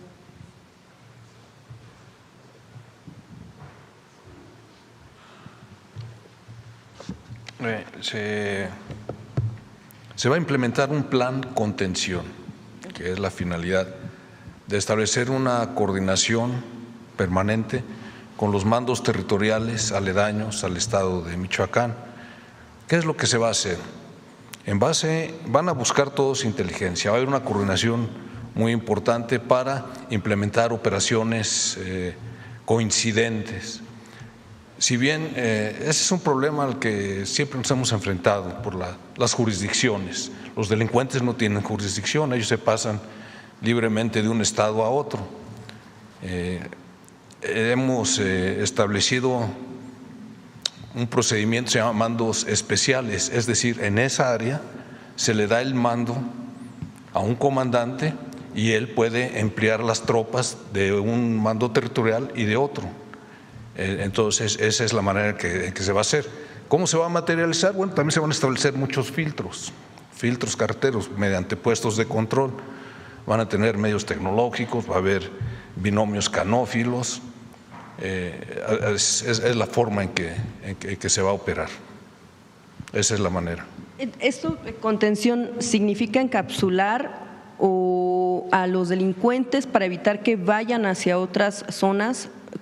¿Cómo hace ahí la operación? Así es, sí, en efecto. Encapsular detenciones. También es, encapsular, dar seguridad en el área, permitir el libre tránsito a los ciudadanos, a la población, evitar enfrentamientos entre ellos. También va a haber, por ejemplo, en límites con Michoacán y Jalisco, vamos a mandar células de detección de explosivos para que revisen todos esos caminos en donde se tiene ya información de que existen ese tipo de artefactos, detectores, carros antiminas. Esa es la manera en que lo vamos a hacer. Bien, secretario, voy a preguntarle, aprovechando que está ahí, con lo sucedido con el alcalde de Uruapan, mientras avanza, por supuesto, el plan en el que buscarán que se tenga estos resultados, ¿qué tiene que cambiar en los protocolos de cuidado de algunos funcionarios? En este caso estamos hablando de presidentes municipales, sobre todo porque, pues, usted, como mencionaba, este protocolo pues falló, a final de cuentas, bajo el resguardo que debía tener de seguridad, pues fue asesinado. Si no vieron venir, por ejemplo, que en un evento público pues masivo hasta cierto punto, pues no corriera este tipo de riesgos. Bien, el protocolo no falló, falló el protocolo de nosotros, hablo de la Guardia Nacional. ¿Qué es lo que vamos a hacer? Tratar de concientizar más a la persona que se les va a resguardar para que se apegue o coopere para la implementación de este tipo de protocolos. Si desde un principio él tal vez hubiera aceptado que fuera el personal de la Guardia Nacional quienes tienen cursos de protección a funcionarios y tienen otro tipo de preparación, se hubiera incrementado su nivel de seguridad. Eso es lo que se va a hacer. ¿Hasta dónde llegó su responsabilidad en ese acto? La Fiscalía General del Estado tiene el asunto, está haciendo la investigación, ellos determinarán. General, ya nada más para finalizar, se cumplen 6 meses del asesinato de 2 niñas en Sinaloa, sí. Que las familias anuncian que pues fue a manos del ejército, no fue en un fuego cruzado ni en un enfrentamiento directo. ¿Qué información se está investigando a los elementos que participaron en este hecho en el caso de Lady y Alexa? Sí. Se abrieron carpetas de investigación con la Fiscalía General de la República de inmediato y también con la Fiscalía General de Justicia Militar. En el caso de la Fiscalía General de Justicia Militar, el juez dictó prisión. Se encuentran en la prisión de Mazatlán los 6 elementos que están involucrados y la Fiscalía General de la República pues lleva el seguimiento por el tema del homicidio en donde se vieron afectados las 2 niñas. Esa es la situación. Gracias, general. Finalmente, presidenta, sobre este asunto, bueno, ya que está presente el Gabinete de Seguridad, que es un tema pendiente con la agresión que apenas padeció en las calles de la Ciudad de México, preguntarles al gabinete si qué pasa con el tema de la estrategia de protección a la presidenta. Sabemos que hay un grupo de cercanía, pero también con pues a lo mejor de cuestión de perímetro, ese tipo de cuestiones. ¿Qué papel juegan también los elementos en este caso, pues que puedan estar con el resguardo? Acércate más el micrófono porque no se escucha. Sí, bien. presidenta, con lo último que padeció apenas en calles de la Ciudad de México, esta agresión, si no se escuchaba, preguntarle al gabinete de seguridad qué papel juegan elementos, tal vez del Ejército, tal vez de la Secretaría de Seguridad, para el resguardo de la propia Presidenta de la República. El equipo que va conmigo no son del Gabinete de Seguridad, es un equipo de ayudantía. Cuando salgo fuera de la ciudad, voy en un vehículo que tampoco es del Gabinete de Seguridad, sino del equipo de la Presidencia, y a veces va un vehículo de la Guardia Nacional a distancia cuidándonos. Ese es el protocolo que seguimos.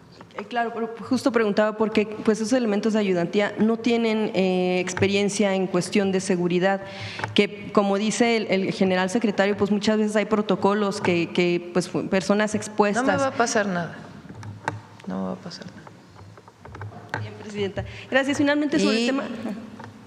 Tomamos una decisión de estar cerca de la gente. Y si hay situaciones de riesgo, una alerta que tiene CNI que dice la presidenta puede estar en riesgo en un lugar.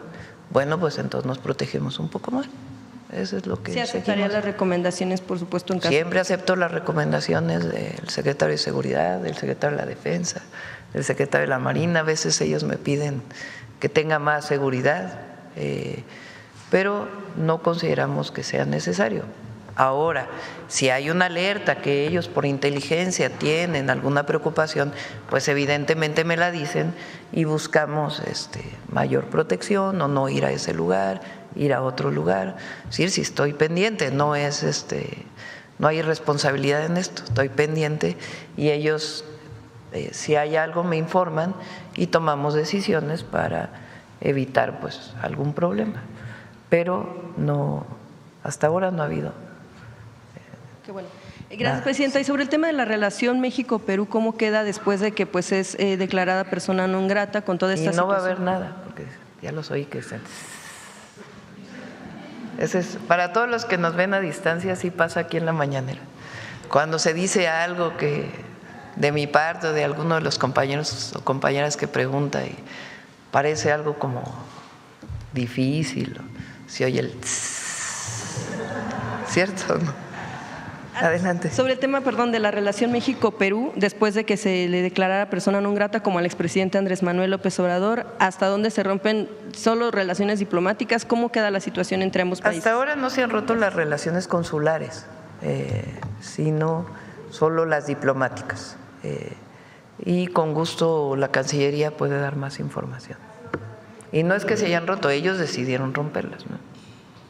Sí, o sea, no es que ambos decidimos. Bueno, vamos, ya cerramos. Yo creo que ya cerramos, ¿no? Son 9:30. Muchas gracias a todas, a todos. Nos vemos mañana. Buen día.